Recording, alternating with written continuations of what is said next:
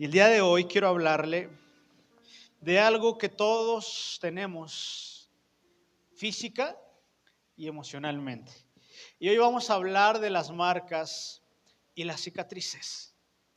Y durante la vida hemos sufrido algunos accidentes, los cuales han dejado alguna cicatriz en nuestra vida. Por ejemplo, sus hijitos, ¿no? Cuando eran chiquillos, hoy en día ya estamos grandes y traemos alguna rajada por aquí o por acá o en la espalda o yo qué sé, ¿no?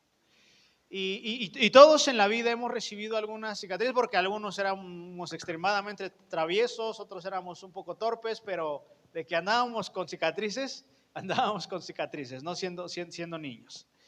Y cuando alguien le pregunta a usted, oye, pero por ejemplo, si es una cicatriz visible, te pregunta, oye, ¿qué te pasó en tu cabeza? Porque estás muy frentón. No, pues es que así nací. No, es que fíjate que me pegué, choqué con la bici y pues ya nunca bajó el chichón, sino que así se me quedó, por ejemplo, ¿no? Oye, ¿por qué estás muy cachetón? Ah, es porque como mucho. Eso no es cicatriz, no es normal. Y cada uno de nosotros podemos dar testimonio porque ahora sí que detrás de cada marca o cicatriz que usted pueda traer aquí en el cuerpo, tiene una pequeña historia, ¿no? Y cada uno la cuenta a su manera, como lo que veíamos ahorita, el testimonio de nuestro hermano. Y un lugar en el que las marcas y las cicatrices son bastante comunes son en los campos de guerra. Y ahí todo mundo tiene cicatrices, en los campos de guerra. Hemos visto en la televisión cómo la guerra devasta pueblos, hemos visto cómo la guerra acaba con la vida de muchos e incluso con la vida de niños inocentes, que no tienen nada que ver con el problema que está viviendo en ese momento, pero desafortunadamente en las guerras los que más pagan el precio son los niños, porque después de que termina una guerra, no solamente queda ahí, porque viene el hambre todavía, después viene toda la destrucción, viene el levantamiento de escombros y tristemente el levantamiento de muchos cuerpos de gente que no tenía nada que ver en el conflicto, pero que desafortunadamente la guerra alcanza a las vidas de muchas personas inocentes. Y esas muchas de las secuelas más duras y más crudas que uno puede ver en la guerra, sí durante la guerra, pero aún todavía una cruda realidad viene cuando la guerra termina y esa ciudad terminó hecha pedazos.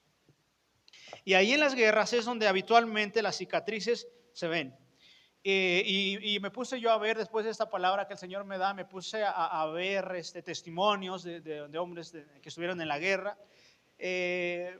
Por ejemplo, de este hombre llamado Hitler, ¿no? En el tiempo del Holocausto. Han visto esas historias, ¿no? Fuertes, que cuando tú la ves y dices, literalmente, pues te hace llorar porque son gente ya muy adulta, incluso algunos ya murieron, pero el testimonio quedó ahí plasmado en un video en el que ellos literalmente dicen es que habían cuerpo encima de nosotros y era la manera en la que nosotros cubríamos o guardábamos nuestra vida para que no nos mataran, para que no nos quitaran la vida. Y ellos hablan de que incluso a algunos les ponían algunas marcas. Y en las huidas habían muchas cicatrices y veía yo testimonio de muchos de hombres aquí, de soldados de nuestra nación, México, nuestro querido México, y veía también testimonios de los Estados Unidos, ¿no? Y en el video había un antes y un después. Antes de ir a la guerra, los muchachos enteros, con mucha fortaleza y con ese deseo de conocer la guerra. Pero después de que eran 3 fotos, una antes, una durante la guerra y otra foto después de la guerra.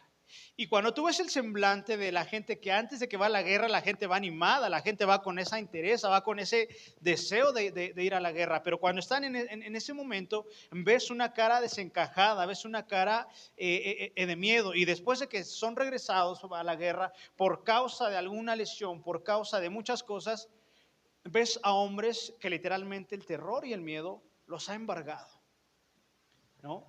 Y algunos daban testimonio acerca de sus cicatrices y para algunos las cicatrices eran muy notorias.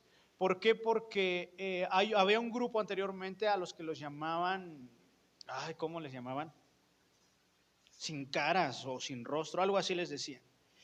Y literalmente estos hombres se quedaban sin nariz, se quedaban literalmente sin la mandíbula, sin la parte de abajo de la mandíbula, sin alguna extremidad, o literalmente algunos solamente quedando el puro tronco, es decir, sin los brazos, sin las piernas, por las bombas, ¿no? Porque usan armas de calibre tan alto que una que te llega a tocar el brazo, literalmente te lo vuela. O sea, literalmente hace pedazos el cuerpo, ¿no?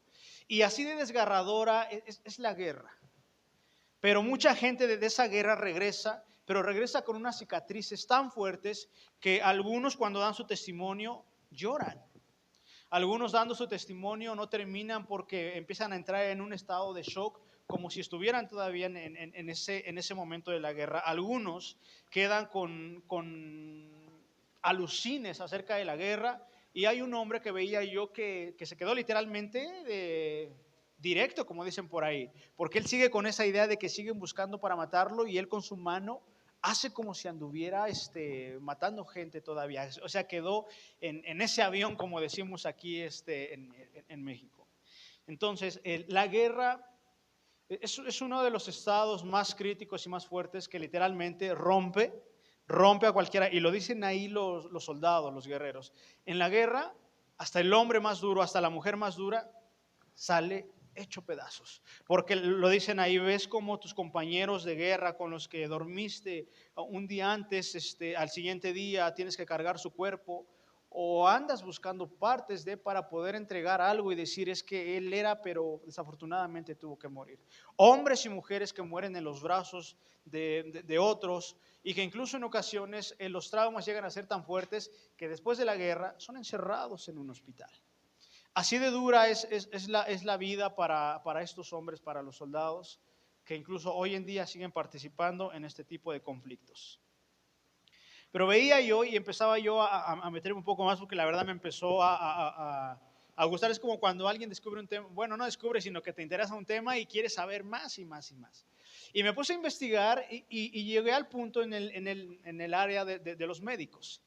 Y para este punto, mis queridos hermanos, los médicos son extremadamente importantes. La misma importancia que tiene un arma en la guerra, es incluso de mayor relevancia el trabajo de un médico ahí estando en ese lugar.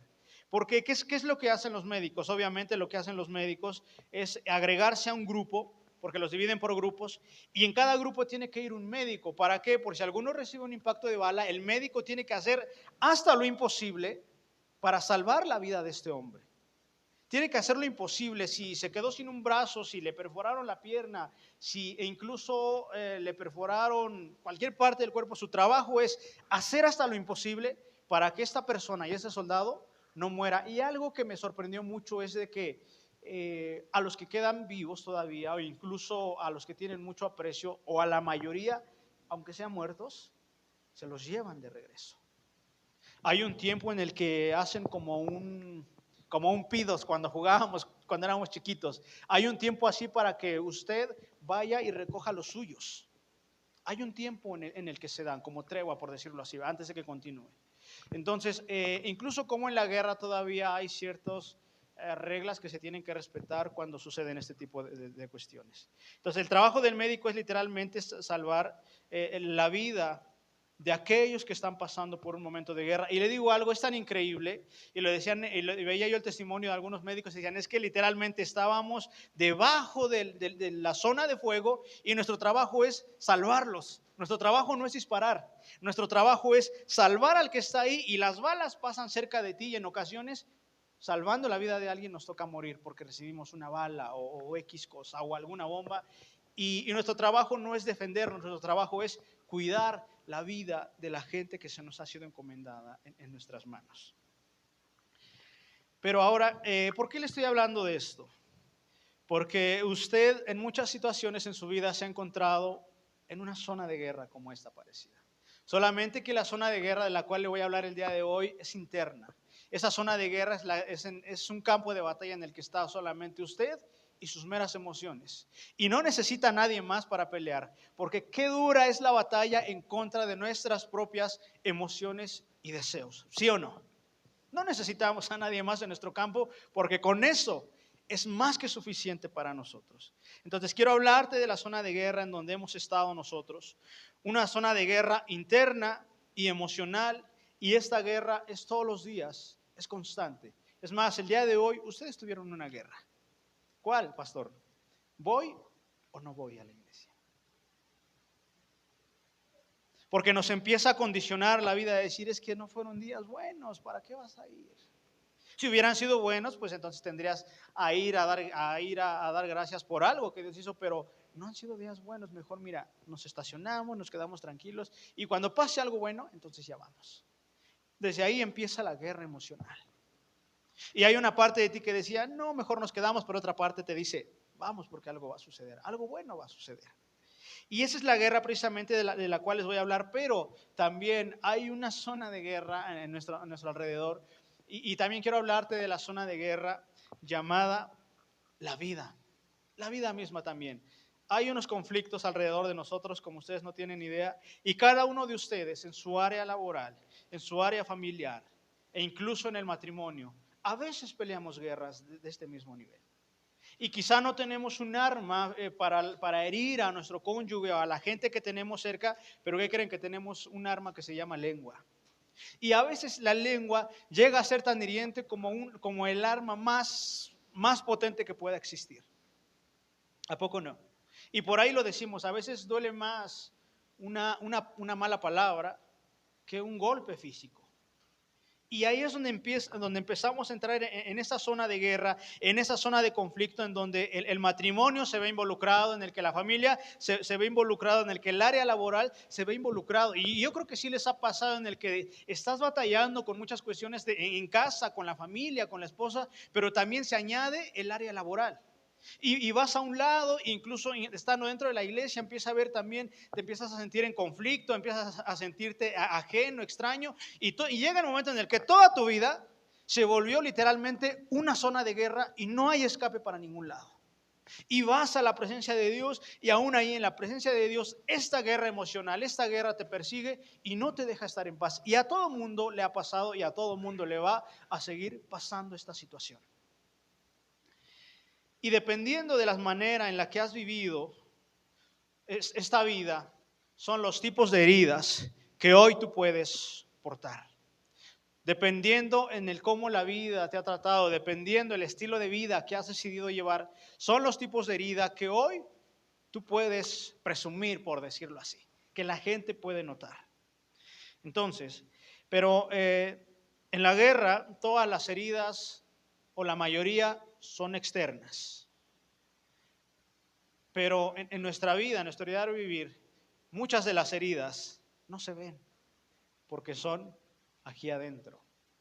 Y cuando algo te duele, decimos sí le duele porque aquí tiene la cortada, pero cuando es adentro, muchos no lo notamos. Y esas son las heridas que en nuestra vida más llegan a doler. ¿Por qué? Porque cuando usted se enferma, a muchos les dio resfriado esta semana y les dura 3 días, 4 días, una semana. Pero las heridas del corazón duran muchos años. E incluso algunas heridas, cuando no son tratadas por el médico, llegan a durar toda la vida y así nos vamos a la tumba, con el dolor aquí adentro en el corazón, porque nunca encontramos a alguien que pudiera sanar esas heridas. Y todas las heridas que hemos recibido en esta vida se refugian no afuera, sino que cada herida que tú vas a recibir en esta vida, ¿dónde crees que se va a refugiar? En el corazón, en tu alma, adentro de ti. Ahí es donde se guarda precisamente todo eso. Si alguien te causa daño, ese daño va hacia el corazón. Si alguien te traiciona, esa traición va hacia tu corazón y eso se genera en una herida. Y la herida en que resulta que ya no confías en nadie. Si alguien te defrauda, esa herida va dentro de tu corazón. ¿Y cómo se manifiesta esa herida? En la que nunca más en la vida vas a volver a hacer un trato con alguien, porque ya te enseñó la vida que todo mundo te va a fallar y que todo mundo te va a defraudar. Y esa herida va a hacer que te alejes de la gente. Así es como se manifiestan las heridas que hay adentro hacia afuera. De una manera interna hacia la externa. Cuando te empiezas a hacer a un lado, cuando te empiezas a desconectar de todo. Y hoy yo quiero preguntarte, ¿será que en tu corazón, dentro de ti todavía pueda que haya alguna herida? Yo creo que sí, y en todos los que estamos aquí el día de hoy. Y ahí en el corazón escondemos estas heridas de todos los demás y las cubrimos con una apariencia, con alguna buena sonrisa, las cubrimos tratando de hacer lo mejor, tratando bien a los demás. Pero esa herida siempre va a estar en lo más profundo de nuestro corazón. Pero esto lo hacemos para que nadie note que dentro de nosotros hay heridas. Y cuando alguien está herido, lo veía yo en el testimonio, decían algunos soldados, cuando pasas días y no has sido atravesado por una bala y has tenido la fortuna de estar en los que te ha tocado, de que ninguna bala te toque y que incluso has quitado la vida a otros, te sientes privilegiado. Te sientes bien y llega un momento en el que aún estando en la guerra te sientes fuerte porque dices, ya llevo muchos días y no me ha tocado ninguno y me ha tocado pelear frente a frente con alguien y he salido vencedor. Pero cuando una bala, lo decía, llega a perforarte parte del cuerpo, literalmente lo que menos quieres es que amanezca, porque amaneciendo la guerra empieza. Y cuando la vida no nos ha lastimado, caminamos con mucho orgullo, caminamos erguidos, con orgullo, caminamos y vemos a todo el mundo por debajo, pero cuando la vida lanza su primera bala al corazón, es cuando empezamos a sentirnos vulnerables, es cuando empezamos a sentirnos lastimados, es cuando empezamos realmente a aterrizar en nuestra realidad. Y lo decían, en ocasiones nos quedamos dormidos. Y sueño con mi familia, yo soñaba con mi familia y yo pensaba, y en algún momento lo decía este soldado, creía yo que llevaba a mi hija a la escuela, pero despertaba y mi cruda realidad era que estaba yo en la zona de guerra, que estaba yo en combate. Y a poco no nos llega a suceder, no llega a pasar en el que te sientes abrumado, afanado, preocupado y hayas un poco de descanso cuando te vas a dormir, ¿sí o no? Pero despiertas y sabes que tienes que enfrentar tu realidad otro día más. Entonces, estoy tratando de mostrarte de una manera espiritual cómo en la guerra suceden estas cosas físicas para aplicarlo en nuestra vida ahora espiritual. ¿Qué heridas puedo traer, pastor? Bueno, te voy a decir algunas que quizás sientes que has fracasado como padre o como madre, que quizás sientes que has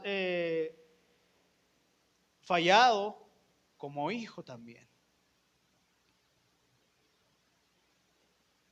Quizá sientes que muchas cosas que han pasado en la vida, en tu vida, han sido muchas quizá por culpa tuya, porque la vida busca siempre culparte, porque el enemigo siempre va a buscar echarte la culpa, porque el adversario que tienes literalmente es así, siempre te va a culpar, aunque tú no tengas la culpa y aunque sí la hayas tenido o no, siempre te va a culpar y va a hacer que te sientas culpable. Y esos son las balas, esos son los ataques que el enemigo va a enviar a tu vida para que tú digas, no, sí es cierto, esto pasó por mi culpa y no me merezco que Dios me perdone, no merezco que Dios me ayude, porque esto yo me lo merezco. Y sí, o sea, esto es lo que yo me merezco. Y te digo algo, lo que tú mereces es ser salvado por Cristo, es lo que mereces.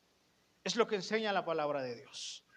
Entonces, un fracaso quizá en el matrimonio, eso también puede ser alguna herida. Y nos queda el remordimiento, y esa herida se manifiesta en el remordimiento de que quizá yo pude haber hecho algo más para haber salvado a mi hija, a mi hijo de alguna adicción, que quizá en mí yo pude haber hecho algo para que mi padre o mi mamá estuvieran mejor y muchas cosas. Y algo que trabaja el enemigo sobre nosotros es el remordimiento, el de pudiste haber hecho algo y no lo hiciste. Y toda la vida nos podemos pasar así, sintiéndonos culpables por algo que pudimos hacer y que nunca lo hicimos. Pero te digo algo, lo que pudiste haber hecho y no lo hiciste, ya no hay manera en que tú lo corrijas, ya se quedó ahí. Que si el día de ayer tú fallaste, ya no hay manera en que corrijas ese error. Hoy Dios te dio la oportunidad de corregir ese error. ¿Cómo? Viviendo de una manera más correcta conforme a su voluntad. Las cosas que pasaron, ya no hay manera de que nosotros podamos cambiarlas. No hay manera en el que tú puedas regresar el tiempo. Y le digo algo, si Dios nos diera esa oportunidad de regresar el tiempo, cometeríamos los mismos errores. ¿O no? La verdad es que sí. La verdad es que sí. Y el asunto es que en la vida nos vienen las cicatrices, nos vienen las heridas. Pero la vida no se encarga de curarlas y por ahí dicen dale tiempo al tiempo. Pero te voy a decir algo, no le des tiempo al tiempo. Mejor dale tiempo, dale tu tiempo a Dios. No le des tiempo al tiempo, porque el tiempo pasa y se va, y el tiempo no perdona, no regresa. Hoy somos jóvenes, mañana envejecemos y pasado ya no estamos. El tiempo no. No le des tiempo al tiempo, mejor dale tu tiempo a Dios para que Él pueda sanar tus heridas. Amén. Y buscamos tristemente sanar las heridas en un campo en el que apenas curas una herida, pero ya te vino otra bala encima. Y apenas estás tratando de que, yendo a la iglesia para curar una herida, y pum, el diablo te lanza otra y ya estás herido de la otra mano. Y cuando ya estás sanando tus heridas, viene otra bala y ahora te da en la pierna y dejas de avanzar. Y viene otra bala y ahora te pega en la fe, y ahora te pega en la salud, y ahora te pega en lo emocional, y ahora te pega en lo financiero, y el enemigo ya te tiene tendido. ¿Y qué es lo que haces? Lo dicen los soldados: cuando estábamos heridos, lo que pasa, lo único que vemos al final, antes de morir, o cuando pensamos que vamos a morir, porque ahí lo dicen, cuando estás herido, lo único que piensas es: me voy a morir. Y empiezas a llorar porque recuerdas a tu familia, a las personas que amas. Y lo último que podemos ver es un cielo. Y cuando nos pasa en esta situación, en esta vida, lo único que nos queda hacer, afortunadamente, es mirar hacia el Padre, mirar hacia el cielo donde Él está. Y cuando te atreves a mirar hacia el cielo, te digo algo: siempre van a pasar cosas sobrenaturales, cosas maravillosas en la vida de cada uno de ustedes. La medicina se encarga de curar el cuerpo, pero las cicatrices del alma y el corazón, solamente hay un médico que las puede curar, y su nombre es Cristo. Los médicos se encargan de cuidarlo de afuera, e incluso cuando los regresan, la psicología los trabaja para que no estén mal, y los llevan al psiquiátrico, porque algunos, como este hombre que les decía que se quedó con la idea de que estaba en la guerra y con su mano seguía disparando y se seguía escondiendo y corre y se esconde, son las secuelas de la guerra. Y espiritualmente puede que en algunos de nosotros haya una situación así, que nos escondemos de Dios, que tratamos de ocultar nuestras cicatrices, porque una herida siempre te va a hacer vulnerable delante de quien sea. No te sientas vulnerable delante de mí o delante de los demás. Siéntete vulnerable, mejor delante de la presencia de Dios. Y te digo algo: cuando Dios ve tu vulnerabilidad, Él jamás va a lastimarte. Antes, va a curar tus heridas. Él jamás va a lastimarlos, jamás. Y todos llegamos a la presencia de Dios en un estado como este. Como cuando alguien sale de una zona de guerra. Le preguntaban en el testimonio, porque vi varios, y le decían: ¿cómo sales de la zona de guerra? Salgo cansado, salgo desvelado, salgo sin ganas, a pesar de que estábamos desvelados, no queremos dormir porque nos da miedo quedarnos dormidos. Porque dormimos, cerramos los ojos y escuchamos la bala, vemos cómo nuestro amigo mutilado ahí lloraba porque le faltaba parte de su extremidad, y solamente lo que esperaba era estar unos segundos con él, porque iba a morir desangrado. Y muchos llegamos a los pies de Cristo de esa manera: cansados, lastimados, decepcionados, sin deseos de seguir caminando, sin deseos de seguir viviendo esta vida. Y para algunos esto es real. A algunos les ha tocado vivir una vida más dura que a otros, eso es seguro. Hay quienes tuvieron todo, pero la ausencia de mamá y papá los marcó muchísimo. Y hay otros que no tuvieron mucho hablando económicamente, pero mamá y papá estuvieron. Y hay quienes no tuvieron ni economía, ni mamá y papá, y como Dios les dio a entender, salieron adelante.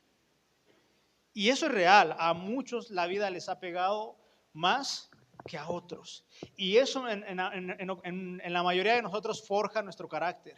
Cuando tú viviste con la asistencia de mamá y papá, vives diferente al que tuvo la ausencia de alguno de ellos. Porque mamá y papá son súper necesarios para la vida de tus hijos. Así que cualquier cosa que vayas a hacer, mamá o papá, escúchame, cualquier cosa, decisión, que sus hijitos estén en esas decisiones. Amén. Entonces, las heridas en la guerra siempre tienen que ser tratadas, para que no se infecten y mueras de alguna infección o mueras desangrado. Y así las heridas del corazón y del alma tienen que ser tratadas por Dios para que las pueda sanar, porque si Dios no las sana, te llenas de odio, te llenas de rencor, te llenas de ira, Y cuando te llenas de todo eso, la fe empieza a hacerse menos. Y la fe empieza a faltar, a faltar, a faltar, hasta que dejas de creer que Dios puede hacer algo en tu vida y decides y optas por alejarte y hacerte a un lado y nunca vas a volver a regresar a la presencia de Dios. Y eso es lo último, eso es lo peor que podemos hacer, alejarnos de su presencia, desconectarnos completamente de Él, porque las heridas no van a ser sanadas si no está el médico de médicos en nosotros. Y te digo algo, hablando de tu zona de guerra, lo que hay internamente en ti, tienes a un compañero de milicia, uno, y ese es Dios que te acompaña.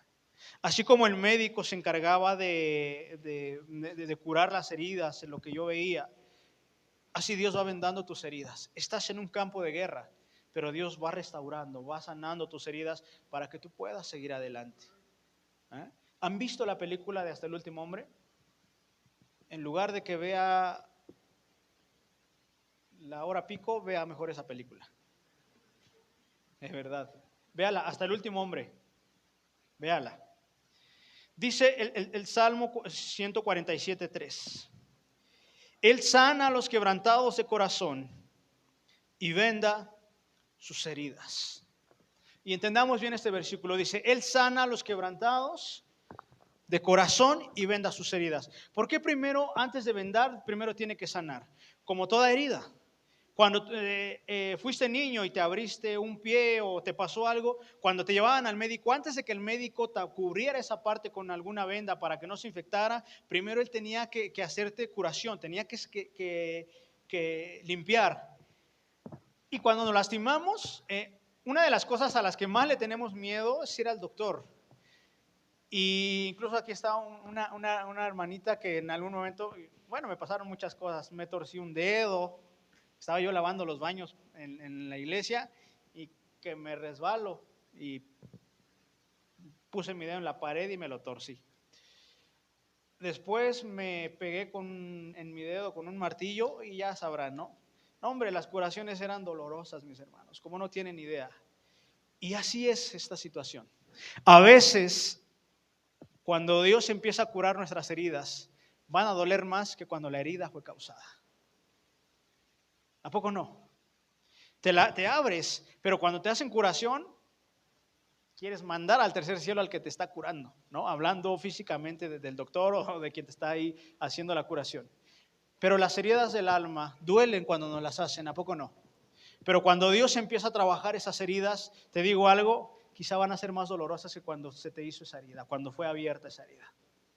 Porque Dios tiene que limpiar, tiene que meter la mano en lo más profundo de nuestro corazón y tallar y empezar a limar ese odio y ese rencor que tenemos hacia alguien, hacia un amigo, familia, quien haya sido. Y Dios mete su mano en el corazón y empieza a raspar esa herida y empieza a raspar y a raspar y a raspar hasta que el odio empieza a ser quitado, pero Dios se da cuenta que el odio ha hecho una raíz de amargura en el corazón. ¿Y qué es lo que tiene que hacer Dios? Rascar más hacia adentro, meter más la mano, y entre más Dios se hace manifiesto en tu vida, más dolor puede que vayas a sentir cuando Dios empieza a curar esas heridas.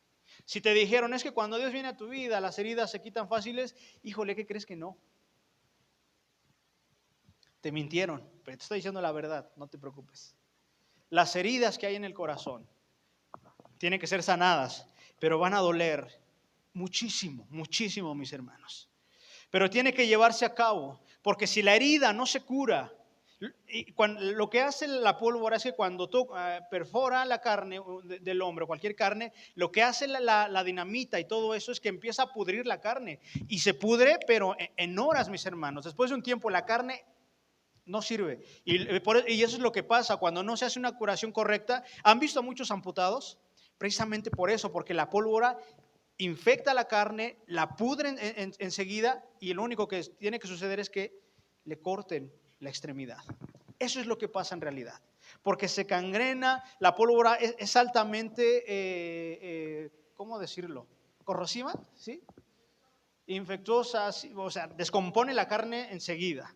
Y eso es en realidad lo que pasa, que como por la premura en ocasiones la curación no se hace de la manera más correcta y se infecta y esa parte tiene que ser quitada. Y el odio llega a pudrir tanto el corazón que llegamos al grado de odiar a todo mundo, de alejarnos de todo y el error más grande es alejarnos de la presencia de Dios. Así que no dejes que el odio sea como esa dinamita que puede echar a perder el buen corazón que hasta el día de hoy tú tienes. No importa lo que te hayan hecho, no importa lo que haya pasado, aprendamos a perdonar, porque esa pólvora puede infectar nuestro corazón. Y cuando el corazón se hace duro, Dios tiene que quebrarlo. Dios tiene que desmenuzarlo para hacerlo otra vez. Y ese proceso es bastante doloroso, mis queridos hermanos. Y todos en la guerra tienen heridas. Algunos tienen un buen recuerdo, algunos portan con orgullo sus heridas, pero algunos, cada vez que ven sus heridas, sufren como si hubiera sido la primera vez que estuvieron en ese campo de batalla, con dolor. ¿Y cómo es que hasta el día de hoy quieres seguir tú trabajando tus heridas? Porque hay heridas que ves en ti y hasta el día de hoy te siguen doliendo. Ves heridas que dices, bueno, esta herida no me dolió tanto porque pasó rápido, pero esta herida que tengo del otro lado hasta el día de hoy me sigue doliendo. ¿Qué herida es la que hasta el día de hoy a ti te sigue generando ese dolor? Y esas heridas tristemente nos impiden seguir avanzando hacia adelante en el camino del Señor, porque nos frenamos, nos detenemos por esas cosas. Y no existen guerreros, no existen soldados, no existen hijos de Dios sin heridas. Incluso Pablo en una de las cartas dice, yo tengo las heridas de Cristo en mi corazón. Yo tengo las heridas de Cristo no solamente aquí adentro, sino físicamente. ¿Y de qué heridas hablaba Pablo? Precisamente de las golpizas que le daban por predicar a Cristo. Si alguien fue golpeado y apedreado casi como el Señor, fueron ellos, los 12 apóstoles. Murieron crucificados de cabeza, degollados, apedreados, perforados por una espada, ellos. Y lo decía Pablo, yo porto con mucha alegría, con mucho orgullo las marcas de mi Señor. ¿Por qué? Porque soy un hombre, incluso Pablo habla acerca de la milicia, habla acerca del ejército de Dios. Y ustedes como ejército de Dios tienen que ponerse el escudo de la fe, la coraza de justicia, ser revestidos del poder del Espíritu Santo para que puedan pelear la buena batalla. Porque si no se llena usted de eso, en el campo de batalla muchas veces vamos a caer. Y quizá en alguna de ellas puede que ya no volvamos a levantarnos. Ahora déjeme preguntarle, ¿qué batallas hasta el día de hoy sigues peleando en tus fuerzas? Puedes pelear en tus fuerzas en el área laboral, puedes pelear en tus fuerzas en el matrimonio, puedes pelear en tus fuerzas con tus hijos, puedes pelear en tus fuerzas con tu familia, puedes pelear en tus fuerzas en todas las áreas que tú quieras. Pero como son tus fuerzas, se van a acabar. ¿Cuántas batallas has perdido por pelear en tus fuerzas? ¿Cuántas batallas has ganado en tus fuerzas? Yo creo que contaditas. Y mire, vamos a entrar a una historia de la palabra para terminar. Dice la palabra que en muchas ocasiones el pueblo de Israel entraba en conflicto con los demás pueblos. Y que de repente al pueblo de Israel se le botaba la canica y como sabían que tenían el arca y que las podían de todas, salían sin preguntar a Dios. Y en algunas ocasiones el pueblo regresaba derrotado cuando creían que iban a salir vencedores. Es decir, que confiaban en sí mismos y decían, como ya tenemos una buena arma, el arca, pues la llevamos seguras. Y a veces creemos de esa misma manera, pues como ya soy cristiano, pues todo me tiene que salir bien. Y le digo algo, tristemente a los cristianos, no todo les sale bien. Cuando no es la voluntad de Dios, nada de lo, por más que te esmeres y trabajes y digas, es que esto es bueno, para mí me conviene. Si Dios dice que no, no te va a salir. Otra triste realidad, ¿no? Pero le digo algo, Dios, no es que Dios quiera estorbarnos, es que Dios sabe qué es lo mejor para nosotros, qué sí nos va a generar un beneficio para seguirle buscando a Él. Y dice una parte de la escritura que el pueblo sale y en muchas ocasiones el pueblo regresa derrotado porque confió en sí mismos. Pero en otras también se enseña la palabra que Dios decía, van a ir a la guerra, pero van a hacer esto y esto y esto, y así es como ustedes van a ganar la batalla. Y el pueblo hacía como Dios decía, ¿y qué era lo que pasaba con el pueblo? Salía vencedor, porque cuando Dios va contigo, la victoria está asegurada. Y en ocasiones tú no tienes que hacer absolutamente nada, solamente hacer lo que Dios te dijo, pararte y observar y no hacer nada. Pero ahora quiero llevarte a una de las historias, a una guerra en la que David estaba acostumbrado, vamos a hablar de David. David estaba acostumbrado a ir a la guerra. Incluso dice la escritura que era un hombre muy sabio, muy diestro para la guerra. Él sabía cómo emboscar al enemigo. David sabía cómo derrotar a los enemigos sin que hubieran tantas muertes. David era muy bueno para la guerra. Y hay guerras en las que sí nos gusta entrar en ese momento de pelea. Pero ¿qué pasaría? Le pregunto a los varones que tenemos hijos. Si ustedes los mandaran a la guerra contra otras personas, ¿tendrían un poco de problema? Yo creo que sí, decir, híjole, pues ahora lo tengo que matar porque si no, me mata a mí. Entonces, de que lloren en mi casa, decimos aquí en México, mejor que lloren en la suya, ¿no? Lo decimos así aquí en México, ¿no? Pero ¿qué pasaría si en esa guerra fuera tu hijo contra ti? ¿Qué pasaría? Y uno de los dos tiene que morir. O el rey o el hijo del rey. Así de fuertes llegan a ser las batallas dentro de nosotros. Y quiero que, bueno, ahí en el libro de Samuel, el segundo libro de Samuel, capítulo 18, se nos narra una de las guerras más complicadas que tuvo que atravesar el rey David. En ese tiempo David ya no salía tan comúnmente hacia la guerra. David ya se guardaba más porque ya era un hombre ya entrado en años, incluso ya había tenido un montón de hijos. Y David ya estaba más en la casa. Lo que hacía David era hacer estrategias de guerra. Él seguía siendo el estratega número uno de todo el pueblo de Dios, David. Pero David ya no acostumbraba a salir. Incluso los hombres, Joab le decía a mi rey, mejor quédate aquí en casa porque si te llegan a quitar la vida, se apaga la lámpara de Israel. Incluso se lo decía, mi rey, tú vales como 10,000 hombres de nosotros. Y si te matan a ti, literalmente nos acaban a todos, ¿no? Porque en las guerras era así, si mataban al rey, así hubieran 100 contra 10, si los 10 mataban al rey, la guerra se acababa y ganaban los 10. O sea, el punto era acabar con los reyes para derramar la menor cantidad de sangre que se pudiera. Pero en esta parte de la escritura resulta que el enemigo público en ese momento del rey era su hijo Absalón. Pero para esto David ya había perdido a un hijo que había sido asesinado, Amnón, exactamente, por Absalón, por una cuestión que hubo ahí con alguna de sus hermanas. Eso ya lo veremos en otra historia. Pero dice la escritura que Absalón empieza a sublevarse en contra de su padre y Absalón empieza a hablar a oídos del pueblo para empezárselo a ganar. Y dice la palabra que se paraba en la puerta y decía que yo puedo ser mejor rey que mi padre porque mi padre veo que no les hace caso a ustedes. Y Absalón empezó a ganar favor con el pueblo. ¿Qué es lo que hace Absalón? Una vez que ya logra su cometido por otro hombre que lo había mal aconsejado, si no mal recuerdo era Aitofel, si no mal recuerdo, si no ahí usted lo busca en su Biblia, aconsejado por este hombre, Absalón empieza a sublevarse en contra de su padre. Llega al grado Absalón de incluso involucrarse con las concubinas de su padre. Y en ese momento David, sabiendo que era su hijo David, no levantó la mano en contra de él. Dice la palabra, vamos al versículo 6.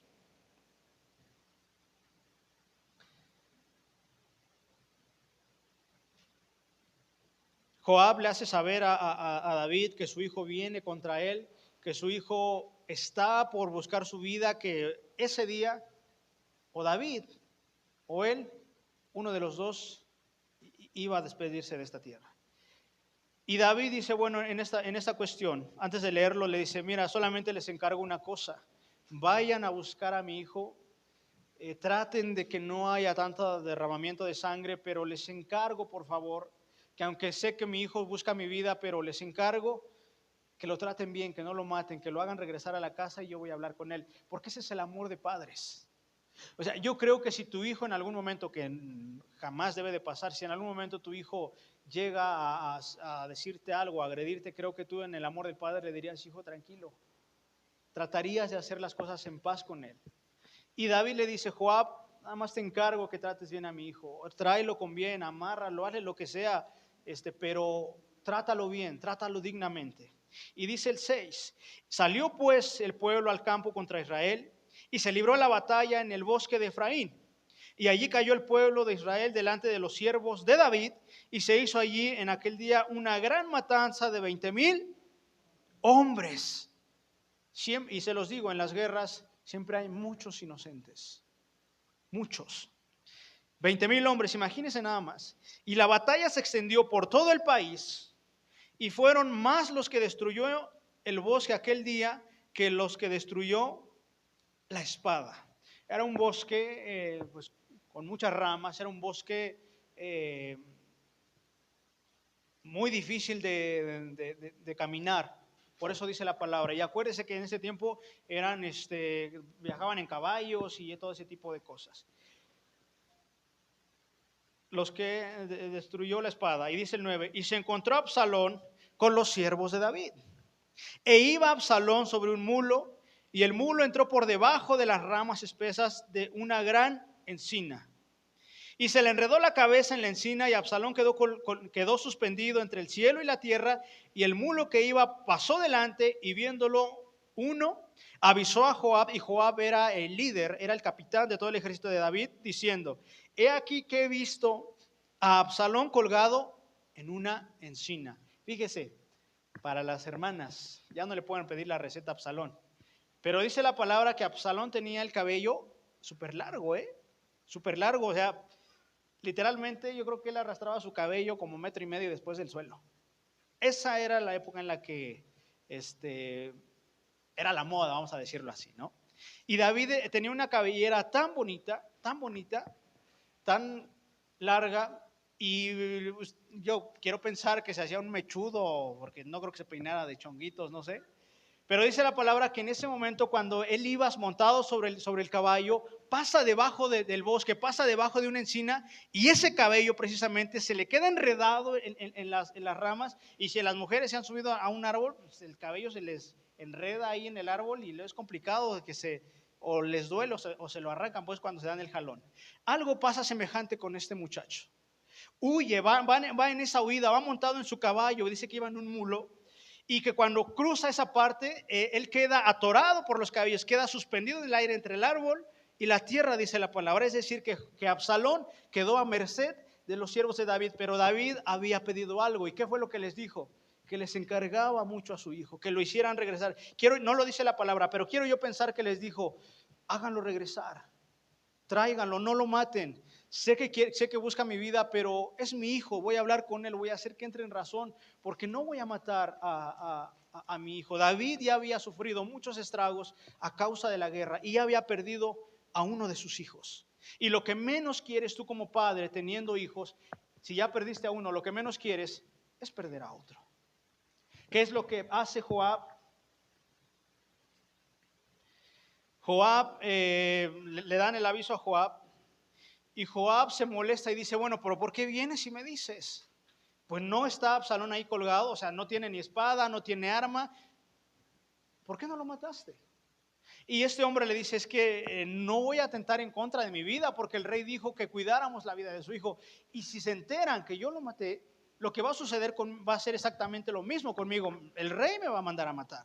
Y dice la palabra que en ese momento Joab se molesta y dice, no voy a perder el tiempo contigo porque yo te quería dar una buena lana, yo te quería premiar, pero como no quieres no voy a perder el tiempo contigo. ¿Qué es lo que hace Joab? Dice el 14, brincamos hasta el 14.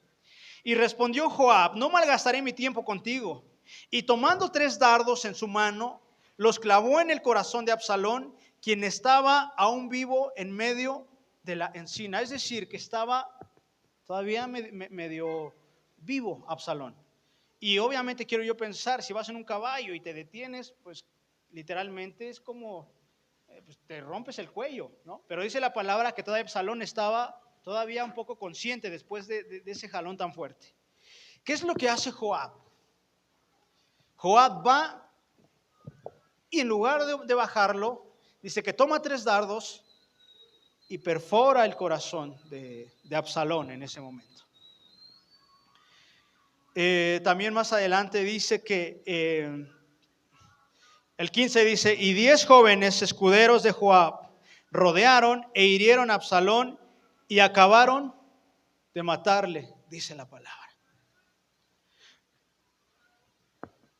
¿Qué habrá pasado en ese momento por la cabeza de Joab? Que literalmente hizo todo lo contrario.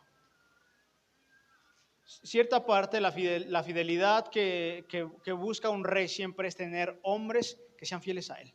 Que si alguien busca la vida del rey, ellos pongan su vida primero. Así de fieles eran estos hombres en esta época. Y Joab sabía, si lo dejo, va a seguir en la misma situación. Desobedeció la orden del rey, pero eso, pues de eso nunca llegó a enterarse David. Pero dice la palabra que van a un hombre, y este hombre va y da aviso a David. Y lo primero que hace David cuando ve que alguien viene, David va, y David estaba preocupado, David estaba intrigado por qué iba a pasar con la vida de su hijo en ese momento, porque estaba buscando el reino, quería matar a su padre, y David, preocupado en ese amor, decía, bueno, quiero saber qué es lo que está pasando. Imagínense la intriga de no saber qué ha pasado con su hijo cuando ha salido a la guerra. Yo creo que usted no podría dormir. Yo creo que usted no podría dormir si aún la gente si la policía anduviera buscando a su hijo. No creo que usted pudiera dormir. Y David estaba en esa misma situación.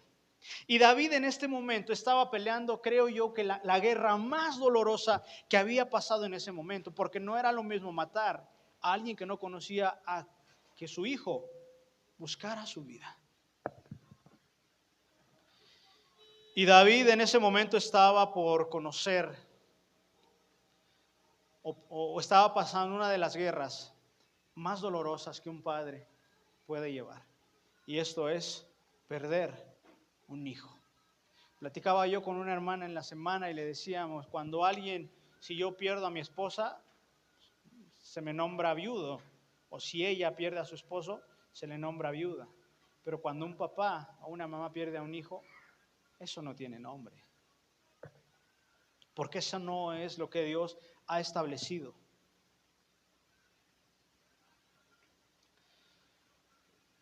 Llega este hombre y le da aviso a David y le dice, David, te traigo noticias de la guerra. Y lo primero que David dice, ¿cómo está mi hijo?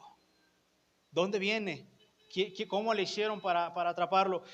¿Dónde está? Porque quiero verlo, quiero hablar con él, quiero arreglar las cosas con él, porque sé que cometí un error hace años, pero creo que hoy es el tiempo para arreglar las cosas con él.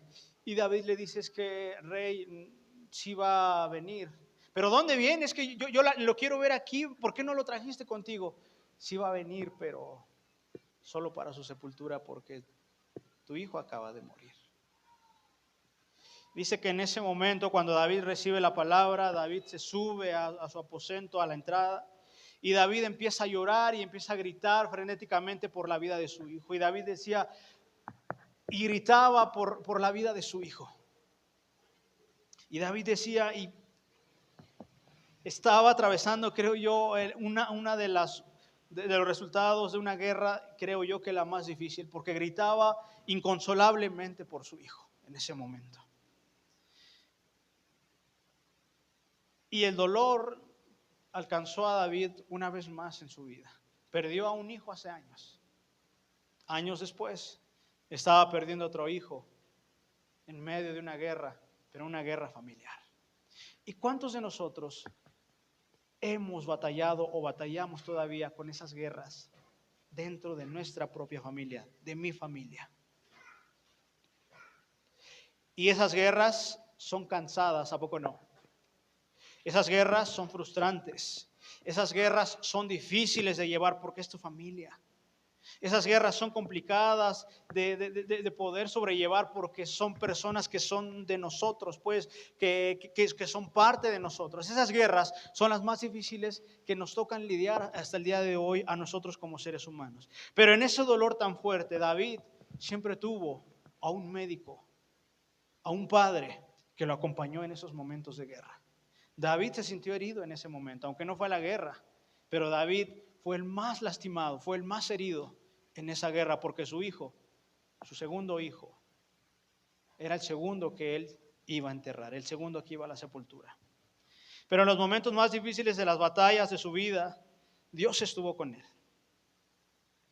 Así como hoy, Cristo está con cada uno de ustedes en esa zona de guerra en la que el día de hoy muchos de nosotros nos podemos encontrar. Dios quiere sanar tus heridas para mejorar tu relación con tu familia, con mi familia. Dios quiere trabajar mis heridas para que yo arregle mis cosas, mis pendientes con mi familia. Porque todos los tenemos. Yo los tengo, usted los tiene.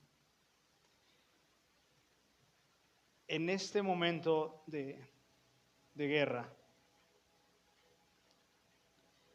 ¿cómo te sientes?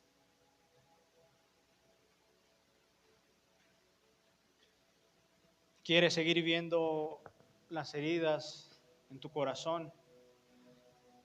Enojado, triste. ¿Cómo es que quieres ver las heridas todavía que hay en ti? Porque tenemos heridas. Pero afortunadamente el Padre ha enviado al mejor médico de médicos, a Jesús. Y lo que hoy quiere el Señor es vendar tus heridas. Si te lastimaron, tienes una herida.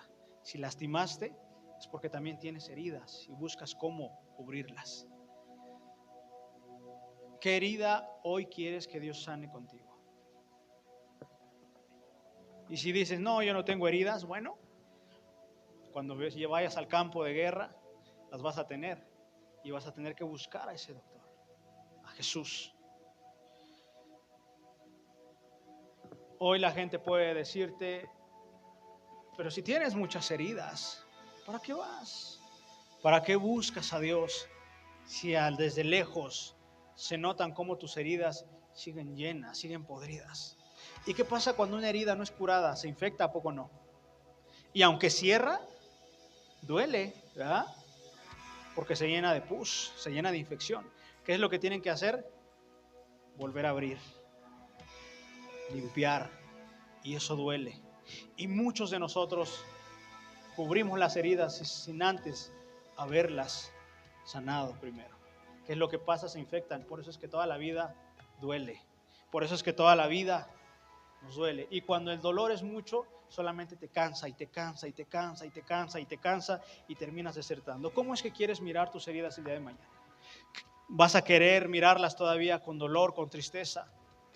¿O vas a querer decir, mira, esta herida que tengo aquí, me la hizo alguien que yo amaba muchísimo, alguien que yo amo muchísimo, pero Dios sanó mi herida. Esta herida me causaba dolor, pero hoy me recuerda que tengo a alguien a mi lado que siempre va a pelear la buena batalla conmigo, y su nombre es Jesucristo, el Rey de Reyes y Señor de Señores. Amén.